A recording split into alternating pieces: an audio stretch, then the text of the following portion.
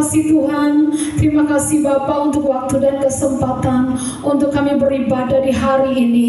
Bapa, kami percaya Tuhan, Engkau sudah hadir di tengah-tengah kami dan Engkau siap untuk memberkati kami melalui kebenaran firman Tuhan. Kami percaya firman itu adalah kekuatan Allah yang sanggup untuk memulihkan, memberikan kekuatan bagi setiap kami, yang sanggup menyembuhkan kehidupan kami, yang sanggup memulihkan setiap kehidupan kami. Kami sangat membutuhkan kebenaran firman Tuhan saat ini. Berbicaralah bagi setiap kami Tuhan, biar kami semua ditempati di umat-Mu.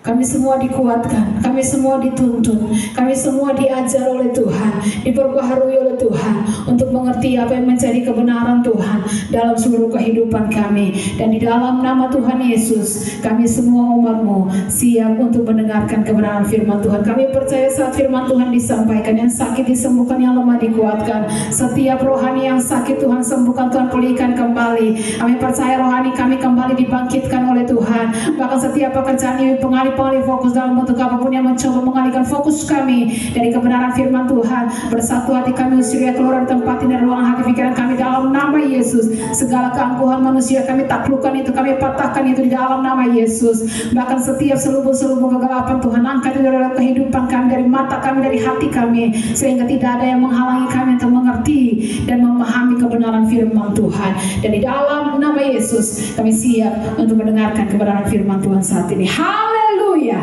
Semua sama-sama kita katakan amin. Puji Tuhan. Shalom. Shalom, shalom, shalom. Yesus. Sekali lagi shalom. Shalom, shalom, shalom. Yesus. Apa kabar Bapak Ibu semua? Puji Tuhan. Kita masih ada dalam tema waspada. Dalam 2 bulan berturut-turut ini tema kita masih tetap sama. Memang Tuhan mau ya, karena ini waktu di mana Tuhan sedang memurnikan gereja Tuhan ya, dan saya percaya bahwa setiap orang yang memutuskan untuk beribadah kepada Tuhan, berkat Tuhan mengalir dalam setiap kehidupan kita. Amin. Nah, tema tentang waspada, di bawah tema tentang waspada, judul khotbah saya di pagi hari ini, judul firman Tuhan di pagi hari ini, adakah iman di bumi? Sama-sama bilang kiri kananmu, adakah iman di bumi? Buka bersama Lukas 18 ayatnya yang pertama. Injil Lukas 18 ayatnya yang pertama hingga ayatnya yang ke-8. Injil Lukas 18 ayatnya yang pertama hingga ayatnya yang ke-8. Kalau Bapak Ibu semua sudah dapat, saya dan kita bangkit berdiri untuk menghormati firman Tuhan. Injil Lukas 18 ayat pertama hingga ayatnya yang ke-8. Wanita akan baca mulai perikop dan ayat pertama bergantian dengan pria di ayatnya yang kedua. Kita bertemu di ayatnya yang ke-8, baca secara bersama-sama. Mari yang wanita, 1, 2, 3. Perumpamaan tentang hakim yang tak benar. Yesus mengatakan suatu perumpamaan kepada mereka untuk menegaskan bahwa mereka harus selalu berdoa dengan tidak jemu-jemu. Ulang, laki-laki, 1, 2, 3.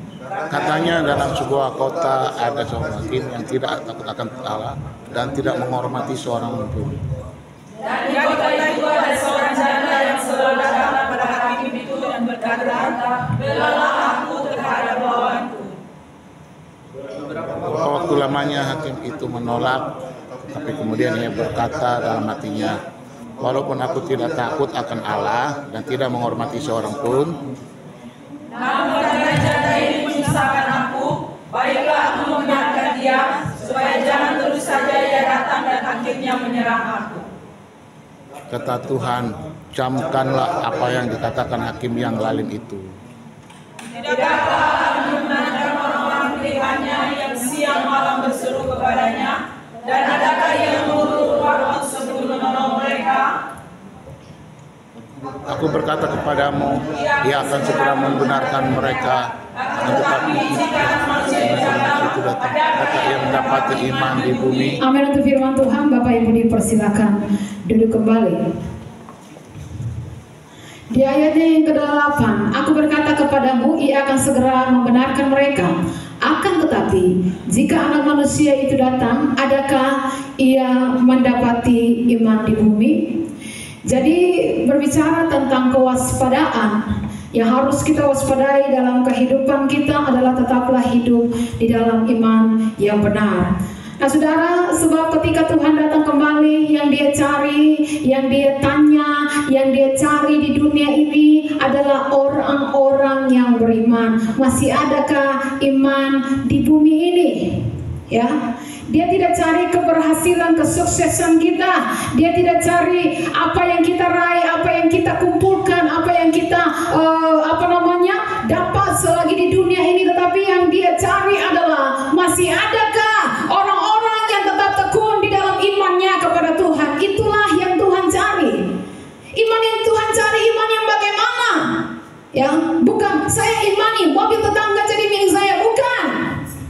Ya, bukan apa yang saya mau pasti terjadi. Saya yakin, saya sembuh, itu pasti dan harus terjadi. Bukan itu. Ya, iman adalah penurutan terhadap kehendak Allah. Sebab iman itu mengikut Tuhan, bukan Tuhan yang ikut kita. Iman adalah percaya bahwa apa yang Tuhan lakukan dalam hidup kita, itulah yang terbaik.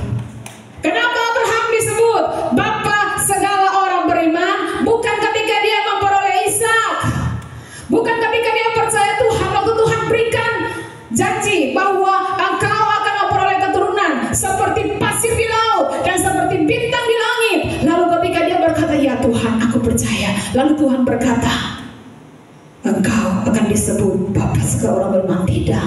Alkitab katakan dalam Ibrani, bahkan dalam kitab Roma dikatakan bahwa Abraham diperhitungkan oleh Allah sebagai orang yang beriman ketika dia keluar dari tanah Ur Kasdim dan pergi ke negeri yang Tuhan suruh dia pergi, yang tidak jelas keberadaannya di mana negeri itu.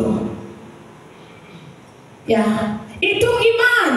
Ya, dan tindakan Abraham itu diperhitungkan Tuhan sebagai iman. Iman adalah penurutan kepada kehendak Allah.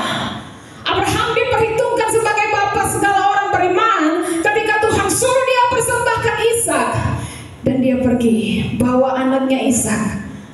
Dalam beberapa hari perjalanan tiba di Bukit Moria, dan kemudian dia ikat tangan anaknya, dia taruh di atas tempat pembakaran ketika dia mau sembelih. Tapi ada suara Tuhan, jangan sembelih anak itu. Dia rela mengorbankan, dia taat kepada Tuhan, sekalipun itu harus mengorbankan anak satu-satunya yang dia dapat dalam penantian yang sangat lama. Sudah sangat tua, istrinya sudah mati haid, baru dapat anak ini cuma satu-satunya yang tunggal. Tapi Tuhan suruh kasih dia sebagai korban bakaran kepada Tuhan. Abraham taat. Ketaatan Abraham itulah diperhitungkan oleh Allah sebagai iman. Iman adalah penurutan terhadap kehendak Allah. Dan iman seperti ini yang waktu Tuhan datang kedua kali nanti, Tuhan cari masih adakah orang-orang yang beriman di bumi ini. Ya, kita lihat buktinya supaya Bapak Ibu kita tidak asal omong, tetapi memang ada dasar kebenarannya. Yakobus 2 ayat 22-23. Yakobus 2 ayat 22-23. Kamu lihat bahwa iman bekerja sama dengan perbuatan-perbuatan, dan oleh perbuatan-perbuatan itu iman menjadi sempurna. Dengan jalan demikian genaplah nas yang mengatakan, lalu percayalah Abraham kepada Allah, maka Allah memperhitungkan hal itu kepadanya sebagai kebenaran. Karena itu Abraham disebut sahabat Allah. Ya, saya bacakan terjemahan sederhananya, saudara perhatikan. Lihatlah, keyakinan dan perbuatan Abraham bekerja sama. Maksudnya, keyakinannya sungguh-sungguh nyata karena ada perbuatannya yang membuktikannya. Ayat 23. Demikianlah maksud ayat kitab suci yang mengatakan Abraham percaya kepada janji Allah, karena itu dia diterima sebagai orang benar. Itulah sebabnya dalam kitab suci dia disebut sahabat Allah. Ya, percayanya kepada Tuhan itu dibuktikan dalam tindakan ketaatannya kepada Tuhan. Jadi iman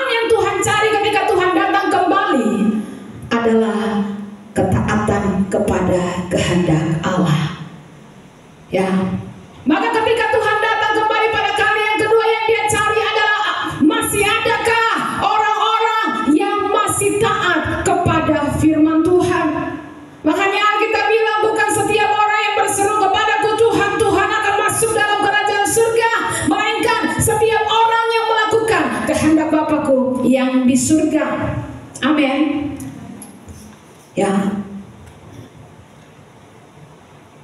Titus 1 ayat 16. Mereka mengaku mengenal Allah, tetapi dengan perbuatan mereka menyangkal Dia. Mereka keji dan durhaka dan tidak sanggup berbuat sesuatu yang baik. Ya, saudara lihat, banyak orang mengaku mengenal Tuhan, banyak orang panggil Tuhan Tuhan, ya, tetapi Tuhan tidak mengenal mereka. Mereka panggil Tuhan Tuhan, tapi tidak hidup dalam ketaatan kepada kehendak Tuhan. Itu yang disebut dengan menyangkal Tuhan. Banyak orang mengaku percaya Tuhan, tapi pada dasarnya perbuatan mereka menyangkal. Mereka tidak kenal Tuhan, ya. Dalam Titus 1 ayat 16, mereka mengaku kenal Tuhan, tapi dengan perbuatan mereka menyangkal Dia. Yang tukang mabuk tetap mabuk, tukang selingkuh, tukang judi, pasang togel, main perempuan, main laki-laki, ya, suka makan nota fiktif, duit nota fiktif, suka peras orang, suka tipu. Kau penyangkal Tuhan, kau tidak akan selamat. Sebab mengaku di mulut saja bagus, saya anak Tuhan, saya percaya Tuhan, saya bekerja di ladang Tuhan, tapi perbuatan kita menyangkal Tuhan.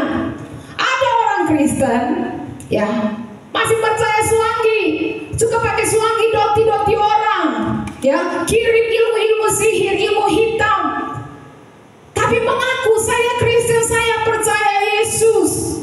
Kristen model begini di neraka, ya. Termasuk orang yang suka pidukun, orang pintar, HP hilang cari tahu di orang pintar, apa-apa hilang cari tahu di dukun, suka bicara di kuburan, kau pasti masuk neraka, ya. Mengaku Kristen tapi suka bicara dengan setan. Supaya saudara tahu, orang yang suka bicara di kubur, saudara yang percaya arwah, saudara yang suka berbicara di kuburan, itu engkau tidak berbicara dengan papa atau mamamu atau opa omamu. Sebab Alkitab bilang orang yang turun dalam dunia orang mati tidak bisa kembali ke dunia orang hidup. Itu Tuhan yang bilang, ayat 7 ayat 9.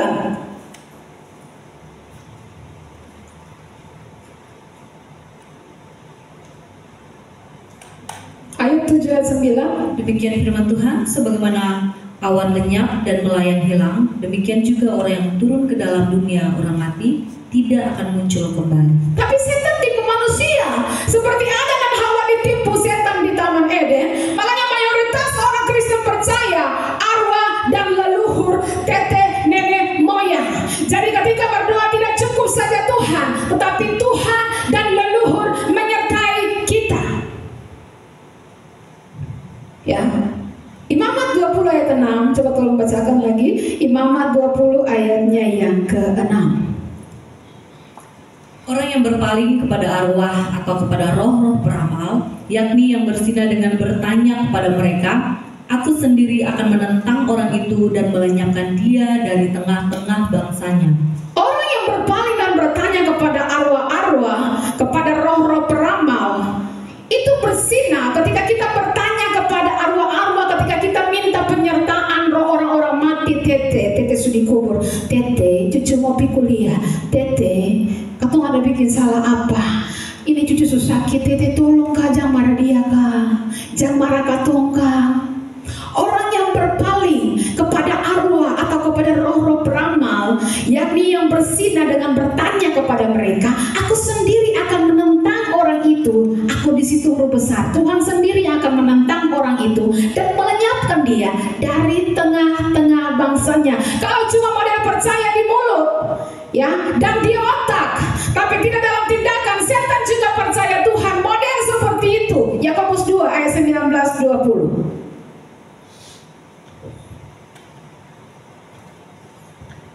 Yakobus 2 ayat 19-20. Engkau percaya bahwa hanya ada satu Allah saja, itu baik. Tetapi setan-setan pun juga percaya akan hal itu dan mereka gemetar.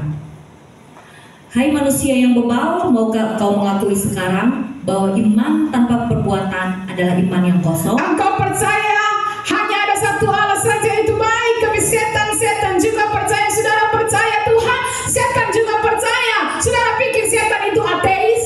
Tidak percaya Tuhan? Tidak. Setan itu tidak ateis. Bahkan setan juga tidak politeis. Dia tidak percaya banyak Tuhan. Dia hanya percaya satu Tuhan, Yesus Kristus namanya. Ya, setan saja percaya hanya satu Tuhan. Makanya saudara lihat, yang setan serang, yang setan putar balik itu apa? Bukan bulan dan bintang yang dia putar balik. Bukan apa lagi? Apa yang saya lupa lambang-lambangnya? Swastika, tapak darah, Padma dan Aum. Ya, itu bukan itu yang dia bolak balik. Bukan apa lagi? Patung sang Buddha yang dia bolak balik, bukan. Tetapi yang setan bolak balik adalah salib. Itu dibalik oleh setan. Gereja setan punya lambang, salib terbalik. Itu yang diserang. Yang diserang oleh setan, Kristen. Karena dia tahu satu-satunya Tuhan itu hanya Yesus Kristus. Maka yang diserang oleh setan adalah Yesus. Coba kita lihat, setan juga tahu satu-satunya Tuhan Yesus Kristus. Markus 5 ayat 2 hingga yang ke-7. Ketika orang gila, orang yang kerasukan setan di Gerasa, di Gadara, waktu dia lihat Yesus, setan bilang apa? Coba lihat Markus 5 ayat 2 sampai ayat yang ke-7. Demikian firman Tuhan. Baru saja Yesus turun dari perahu, datanglah seorang yang kerasukan roh jahat dari kuburan menemui dia. Orang itu diam di sana dan tidak ada seorang pun lagi yang sanggup mengikatnya sekalipun dengan rantai. Karena sudah sering ia dibelenggu dan dirantai, tetapi rantainya diputuskannya dan belenggunya dimusnahkannya, sehingga tidak ada seorang pun yang cukup kuat untuk menjinakkannya. Siang malam ia berkeliaran di pekuburan dan di bukit-bukit sambil berteriak-teriak dan memukuli dirinya dengan batu.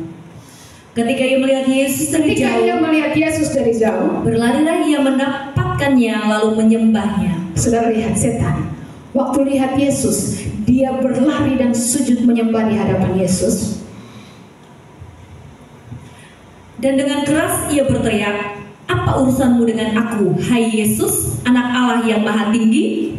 Demi Allah, jangan siksa aku."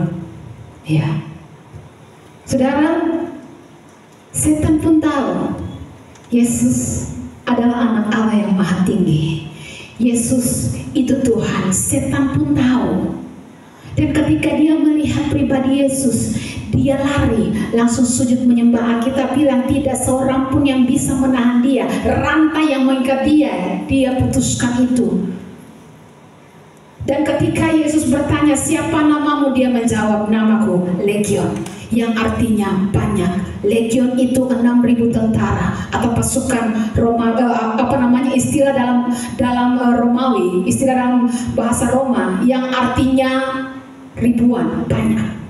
Ya, sepasukan tentara yang berjumlah 6.000 orang.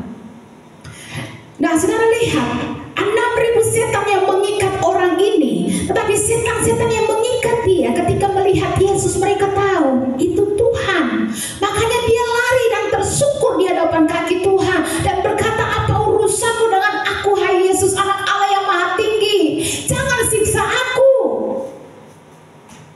Ya, setan pun tahu, setan percaya. Setan tidak ateis, dia tidak politeis, dia tidak percaya kepada arwah-arwah. Setan tidak percaya kepada arwah-arwah. Dia di kuburan yang dia tahu semua yang di situ tidak bisa menahan dia. Dia tidak bisa menyembah di kuburan, tidak. Waktu dia lihat Yesus, dia datang sembah Yesus karena dia tahu satu-satunya Allah hanya Yesus Kristus.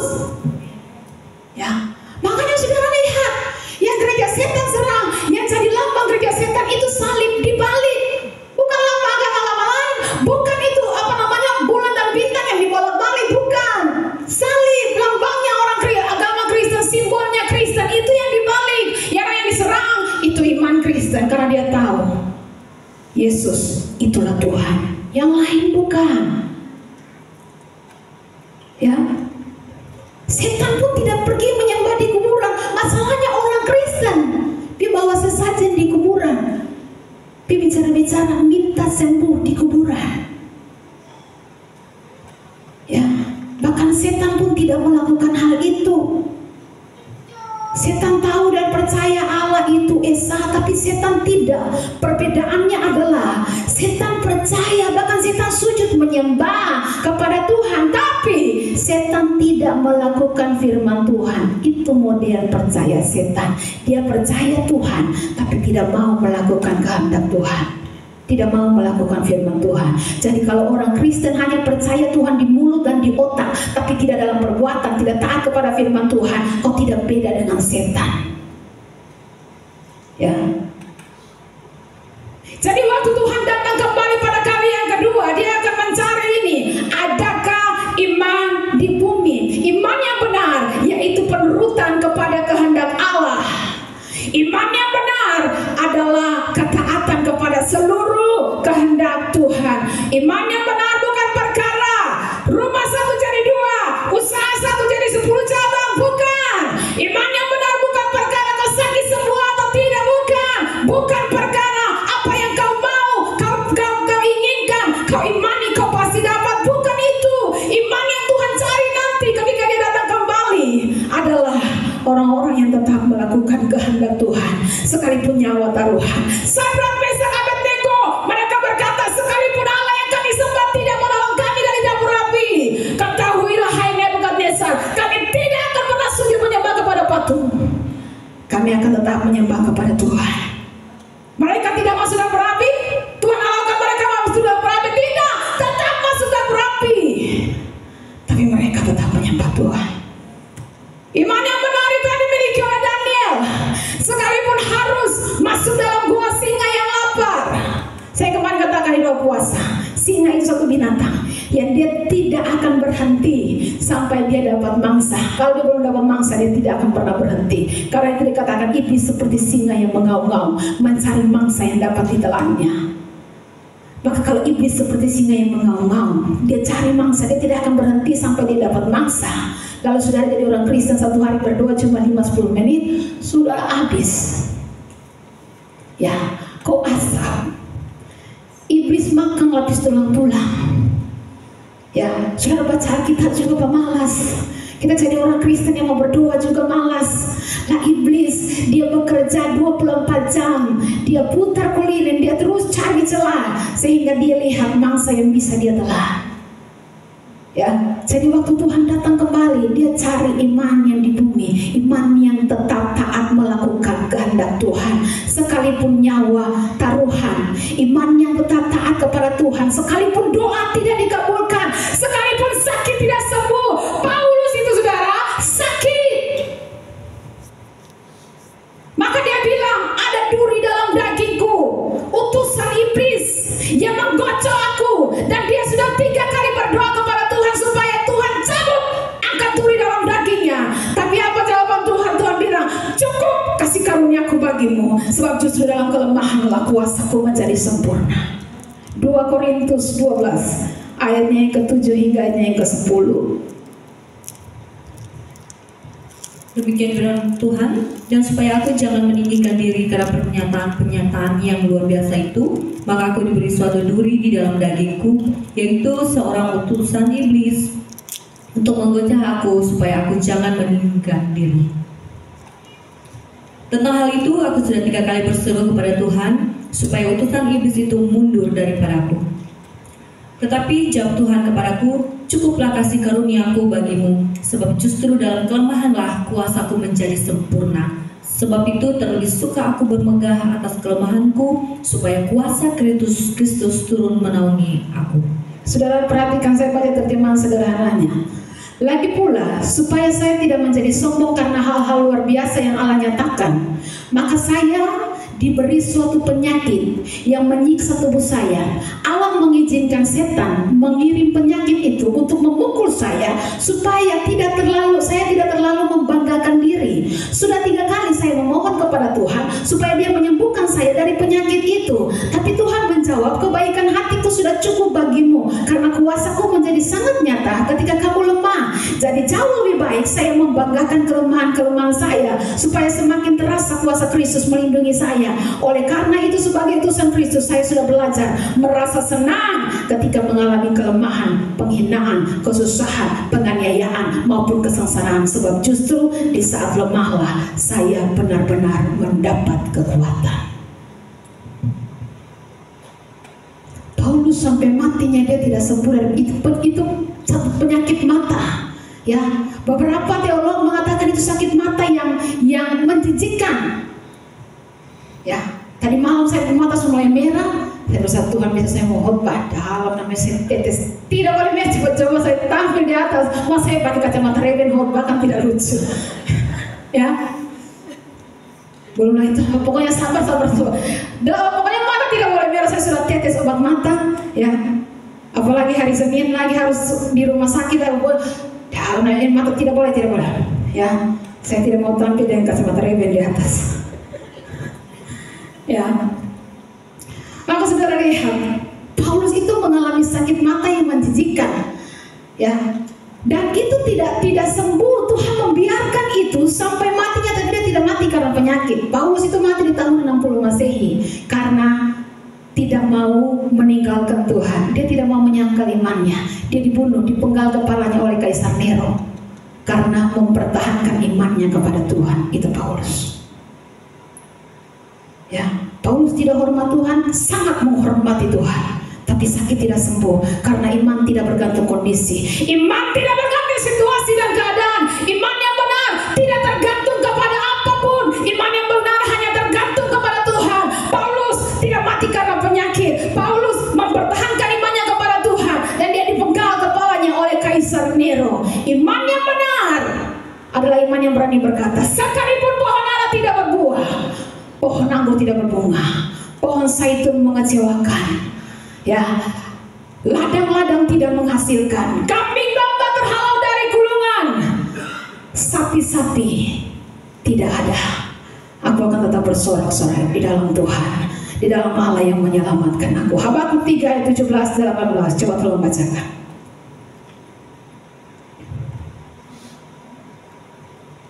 Habakuk 3 ayat 17-18.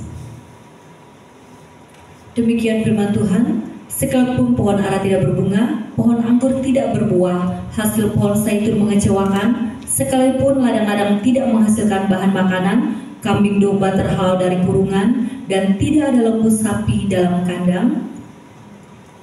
Namun aku akan bersorak-sorak di dalam Tuhan, beria-ria di dalam Allah yang menyelamatkan aku. Ya, kalau dulu pakai kambing domba, kalau dulu pohon ara, pohon anggur, pohon zaitun tidak menghasilkan, minyaknya tidak ada dan sebagainya.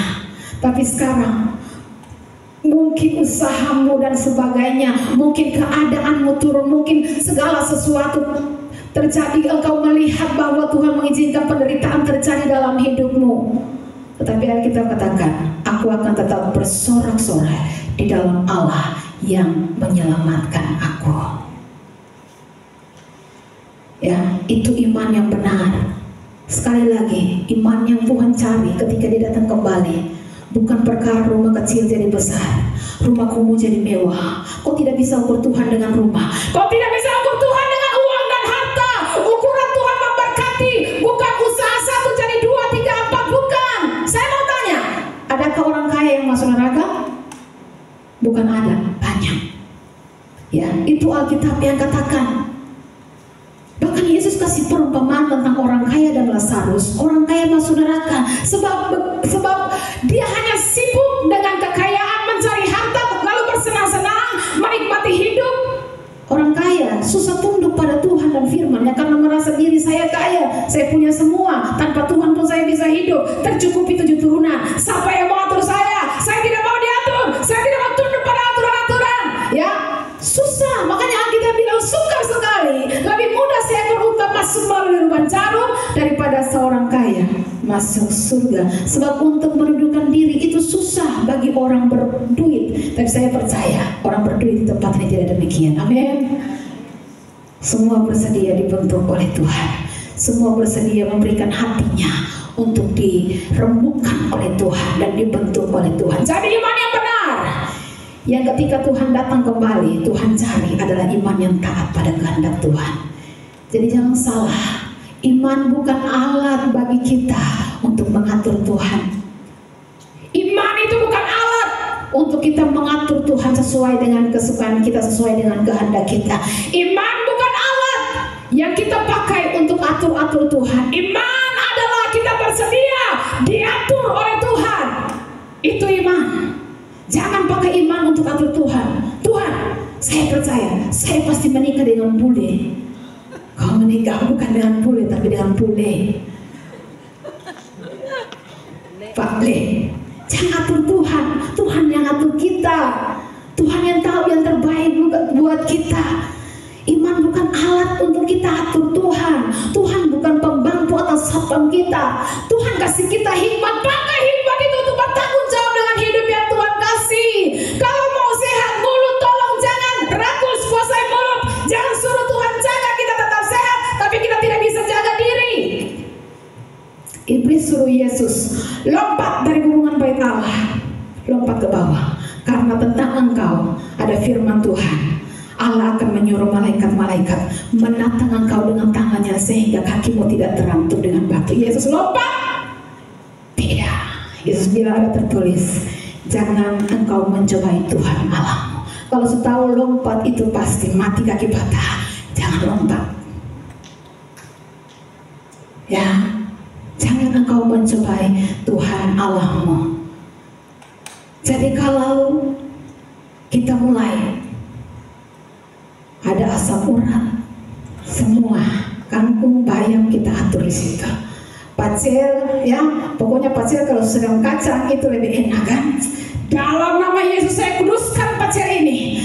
Kangkung, bayam, semua asam-asam yang ada dalam ini saya kuduskan, biar segala asam urat lenyap, kolesterol hilang, apalagi darah tinggi lenyap dalam nama Yesus. Saudara makan, tiba-tiba asam urat kambuh. Saudara panggil saya berdoa. Saya tidak akan berdoa untuk saudara sembuh. Saya akan berdoa supaya saudara menolak rakus itu bertobat. Tapi bagaimana Ibu Pendeta kalau kita bilang kau akan minum racun maut, tidak akan mati? Iya, kalau kau tidak tahu itu racun. Dan dalam paksaan kau untuk minum, engkau tidak akan mati. Dalam pemberitaan Injil, engkau dikasih orang, engkau didoti orang atau disuangki orang, engkau tidak akan mati. Ilmu sihir santet tidak akan mengenai engkau. Tapi kalau tahu itu racun, lu paksa untuk minum, sudah mau tunjuk kau hebat, tetap mati. Ya, jangan kau pikir karena malaikat jaga lindungi kita, mau tidur malam, Papa, pintu muka belum tutup, Papa, semangat tuh. Kas tinggal sama malaikat ada jaga lindungi, kas tinggal pintu-pintu terbuka semua. Ya, kas tinggal. Pancuri masuk, itu saudara muon sendiri, saudara bodoh sendiri. Jangan salahkan malaikat. Malaikat pasti jaga, tapi kalau saudara tidak bertanggung jawab tutup pintu, saudara bodoh sendiri. Ya, jadi tolong bertanggung jawab atas kehidupan yang sudah Tuhan kasih. Tuhan ciptakan kita dengan hikmat untuk tahu mana yang harus kita tanggung jawab untuk lakukan. Jangan suruh Tuhan tutup kita pintu muka. Jangan suruh malaikat jaga kita punya rumah. Kalau kita sendiri tidak, tutup pintu. Mau tidur, pasti tinggal pintu terbuka karena malaikat jaga, itu namanya. Ya. Masa depan, saya percaya masa depan ada di tangan Tuhan. Masa depan yang Tuhan rancangkan itu masa depan yang terindah. Tapi kalau kau bangun tiap pagi jam 10, Tuhan juga angkat tangan. Ya, saya percaya masa depan ada dalam tangan Tuhan. Amin, masa depan dalam tangan. Tapi kalau kau tiap hari tidur bangun pagi di jam 10 pagi, bahkan Tuhan pun angkat tangan. Kenapa? Karena Tuhan benci orang malas. Alkitab katakan apa? Tuhan bilang apa? Orang malas jangan dikasih makan. Tuhan yang bilang, kalau malas jangan kasih makan, jangan. Orang malas tidak dipelihara Tuhan. Orang malas jangan dikasih makan. Jadi kalau kau percaya, saya percaya masa depan saya dalam tangan Tuhan. Tapi kalau kerja tinggal duduk HP, main game, tinggal duduk scroll, nonton. Lalu kau percaya masa depan dalam tangan Tuhan? Bahkan Tuhan pun angkat tangan terhadap orang-orang yang demikian. Ya, jadi iman yang benar, yang ketika Tuhan datang kembali dia cari adalah penurutan, ketaatan kepada kehendak Allah. Amin. Yang kedua, iman yang Tuhan cari adalah di ayatnya yang ke 7 dan 8 dari Lukas 18 tadi, pembacaan kita tadi. Demikian firman Tuhan, tidakkah Allah akan membenarkan orang-orang pilihannya yang siang malam berseru kepadanya, dan adakah ia mengulur-ulur waktu sebelum menolong mereka? Aku berkata kepadamu, ia akan segera membenarkan mereka. Akan tetapi, jika anak manusia itu datang, adakah ia mendapati iman di bumi? Ya, adakah ia mendapati iman di bumi? Kita bisa langsung mengerti iman di bumi apa yang Tuhan maksud. Adakah ia mendapati iman di bumi? Ini sedang bicara soal apa? Ayat sebelumnya kan. Di ayat pertama, coba Cici baca.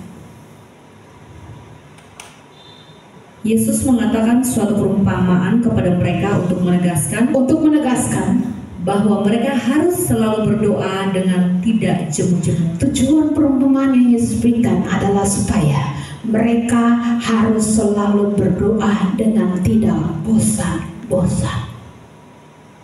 Maka di ayatnya yang ke-8, aku berkata kepadamu, pada waktu anak manusia itu datang, adakah ia mendapati iman di bumi? Ayat 7 katakan, coba ayat 7, tidakkah Allah akan membenarkan orang-orang pilihannya yang siang malam berseru kepadanya, dan adakah ia mengulur-ulur waktu sebelum menolong mereka?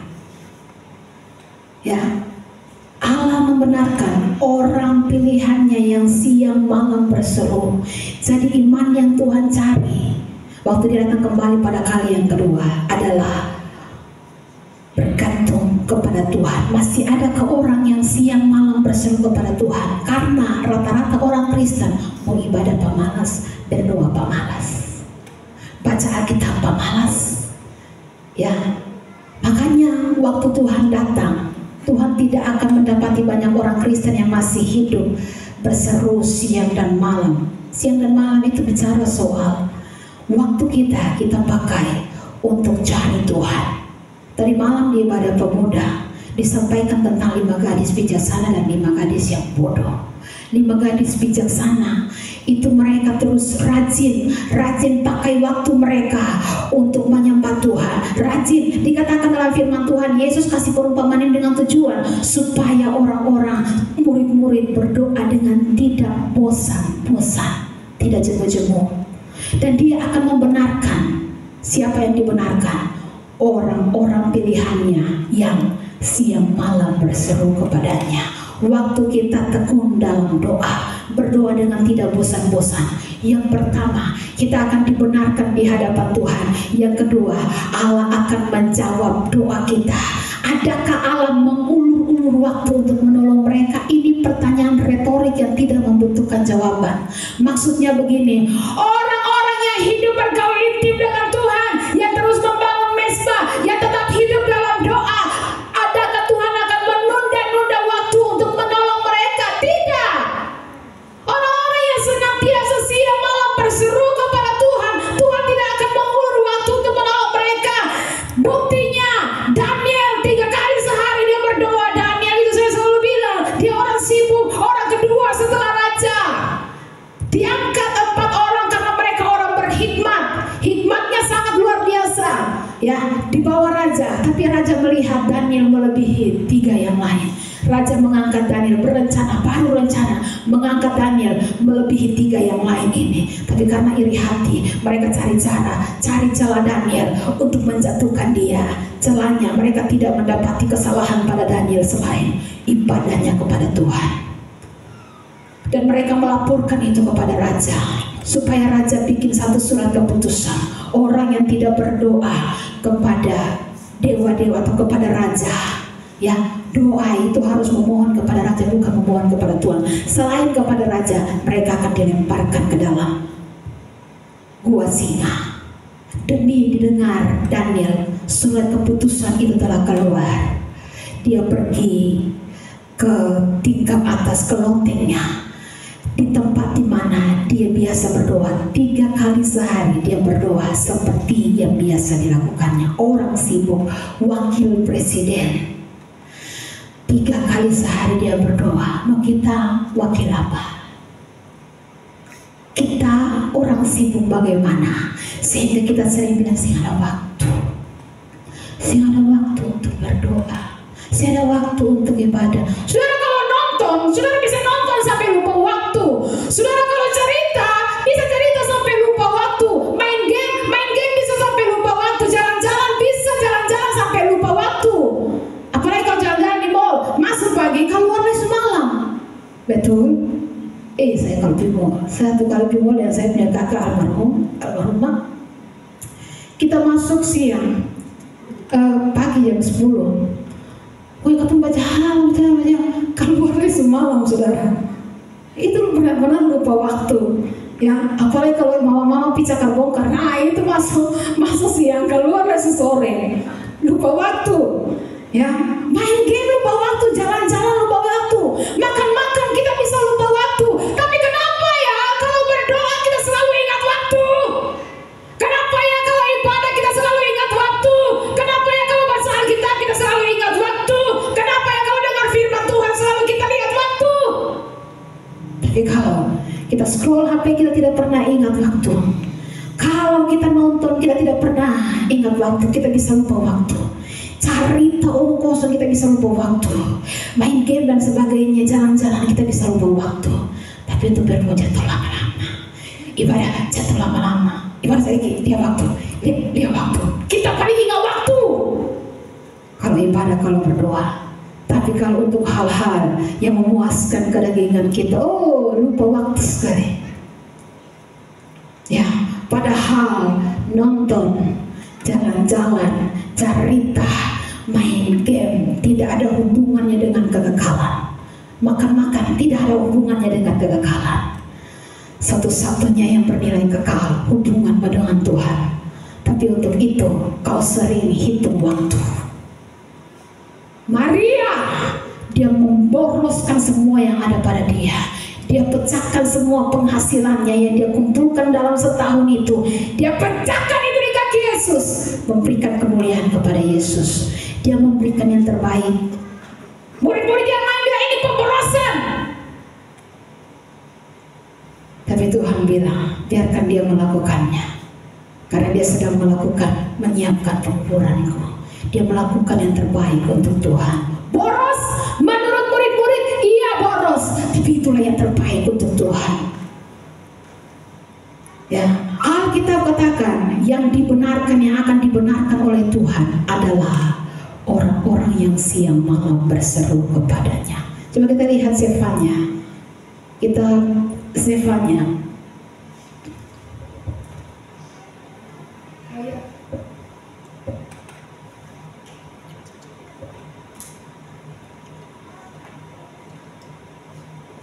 Zefanya 2, ayatnya yang pertama dan ayatnya yang kedua.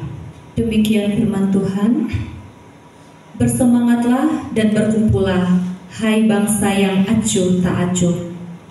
Sebelum kamu dihalau seperti sekam yang tertiup, sebelum datang ke atasmu murka Tuhan yang menyala-nyala itu, sebelum datang ke atasmu hari kemurkaan Tuhan. Ayat 3. Ayatnya yang ketiga. Carilah Tuhan, hai semua orang yang rendah hati di negeri, yang melakukan hukum-Nya. Carilah keadilan, carilah kerendahan hati. Mungkin kamu akan terlindung pada hari kemurkaan Tuhan. Mungkin kamu akan terlindung pada hari kemurkaan Tuhan. Jadi ketika di perikopnya itu tentang apa, Cece? Seruan untuk bertobat. Ya, seruan untuk bertobat. Maka ketika kedatangan Tuhan, dikatakan ayat kedua, sebelum kamu dihalau seperti sekam yang tertiup, sebelum datang ke atasmu murka Tuhan yang menyala-nyala, sebelum datang ke atasmu hari kemurkaan Tuhan, bersemangat dan berkumpullah, jangan malas. Bersemangat dan berkumpullah, hai bangsa yang acuh tak acuh dan masa bodoh, bersemangat dan berkumpullah. Cari Tuhan, hai semua orang yang rendah hati di negeri, sebelum tiba ke atasmu murka Tuhan yang menyala-nyala. Karena itu saudara yang dikasihi oleh Tuhan, mari, orang yang akan dibenarkan oleh Tuhan adalah orang yang siang malam berseru kepadanya. Tetaplah tekun untuk berdoa, sekalipun yang lain bisa bosan, tetaplah tekun. Kalau hari ini kita bosan, paksa diri kita. Daud pun ada dalam keadaan yang bosan, tapi kita mendapati dalam kitab Mazmur dikatakan Daud memerintahkan jiwanya, hai jiwaku, bangkitlah, hai jiwaku, bersukacitalah. Daud memerintahkan jiwanya untuk bangkit dari kemalasan. Daud memerintahkan jiwanya untuk bangkit dan memuji Tuhan. Ketika dia seakan-akan tidak punya alasan untuk beribadah, untuk menyembah Tuhan, dia perintahkan dirinya, hai jiwaku, bersukacitalah, hai jiwaku, bangkitlah. Perintahkan diri kita. Tadi malam ada pertanyaan, kenapa ya kalau saya berdoa, kalau saya menyembah, ya 5 menit, saya bisa lihat 5 menit saya mulai bosan. Menyembah mau bilang apa lagi? Ya, dan saya jawab, memang menyembah, berdoa, beribadah, baca Alkitab, ya, itu latihan roh kita. Alkitab katakan latih dirimu beribadah, sebab latihan badani terbatas gunanya, tetapi ibadah itu mengandung janji bahwa untuk hidup saat ini maupun untuk hidup yang akan datang, untuk hidup kekal nanti. Karena itu latih. Kenapa sampai waktu kita berdoa, menyembah, ibadah itu kita kurang enjoy? Karena semua itu aktivitas roh. Daging kita tidak akan nyaman waktu kita berdoa. Daging kita tidak akan nyaman waktu kita duduk menyembah. Isbah malas. Bahkan dia katakan, tapi kalau saya olahraga itu saya bisa berjam-jam, saya bisa lama. Ya, saya kalau olahraga saya bisa lama, tapi kenapa ya kalau saya menyembah, saya tidak betah. Baru 5 menit saya sudah rasa lama sekali. Ya itu harus dilatih. Ya, karena kalau kita tunggu enjoy dulu baru kita berdoa, kita tidak akan enjoy saat kita berdoa, karena manusia kita ini daging, tidak akan nyaman waktu melakukan aktivitas roh. Tapi Alkitab katakan, matikanlah dalam dirimu segala sesuatu keinginan daging. Sebab, coba Galatia 6 ayat 7-8. Galatia 6 ayat 7-8.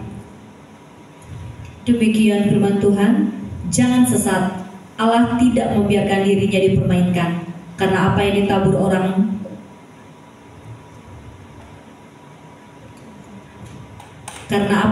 orang, itu juga yang akan dituainya.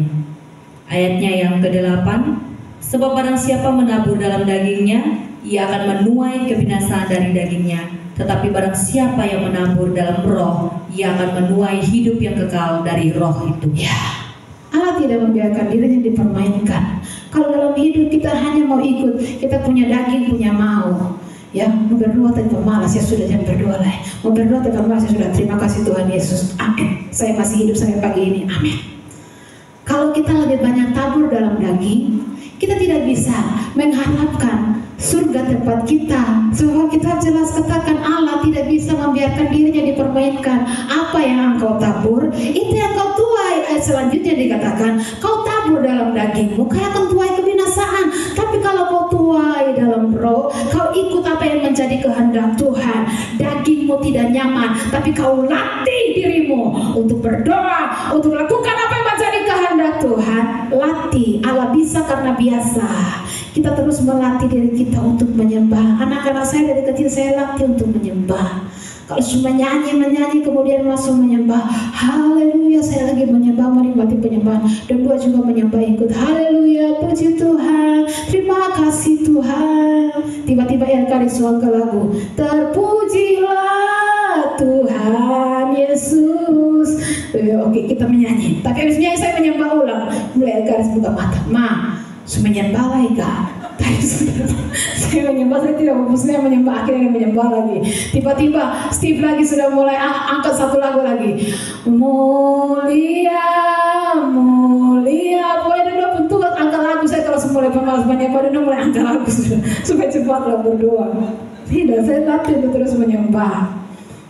Ya, bersemangat, berkumpullah hai bangsa yang acu tak acu. Ya, karena Tuhan membenarkan hanya orang-orang yang siang malam berseru kepadanya. dan Tuhan tidak akan mengulur-ulur waktu. Maka tetaplah tekun dalam doamu. Kalau kau mau doamu dijawab oleh Tuhan, kalau kau mau kehendak Tuhan terjadi atas kehidupanmu, jangan bosan-bosan terus berseru kepada Tuhan. Saya kemarin katakan di Baru Pemuda, Tuhan jawab doa-doa kita. Kemarin Eci katakan, kakak, kita biasa berdoa di sini doa pemenang. Kakak biasa berdoa, Tuhan buka setiap pintu-pintu penginjilan di kabupaten ini, buka di setiap dinas-dinas instansi lembaga yang ada. Kakak, dalam apel kemarin sudah diperintahkan semua dinas harus buka usbu. Sudah dari minggu kemarin rumah sakit Magreti buka usbu, kita yang diundang untuk pertama pembukaan. Tapi karena terlambat baca pesan, akhirnya diundang dari Katolik, dan kita minggu besok ini, hari Senin besok, ya kita berdoa saja. Tuhan yang bekerja, buka setiap pintu-pintu, karena kedatangan Tuhan sudah tidak lama lagi. Injil harus diberitakan di mana-mana. Semua orang akan mendengarkan firman Tuhan, dan disitulah kedatangan Tuhan akan segera tiba. Karena itu saudaraku yang kekasih, pastikan, waspadalah, perhatikanlah keadaan kita. Apakah kita memiliki iman yang benar? Karena ketika Tuhan datang kembali, Dia akan cari orang-orang yang beriman di bumi ini, yaitu orang yang masih taat melakukan kehendaknya, dan yang kedua, orang yang masih tetap bergantung kepada Dia, yang siang malam terus berseru kepadanya. Jangan bosan-bosan untuk berdoa, jangan bosan-bosan beribadah, jangan bosan-bosan untuk mendengarkan, merenungkan firman Tuhan. Karena orang yang berseru kepada Tuhan siang dan malamlah yang akan dibenarkan oleh Tuhan pada hari Tuhan nanti. Amin untuk firman Tuhan. Saya undang pemain musik WL Singers maju ke depan.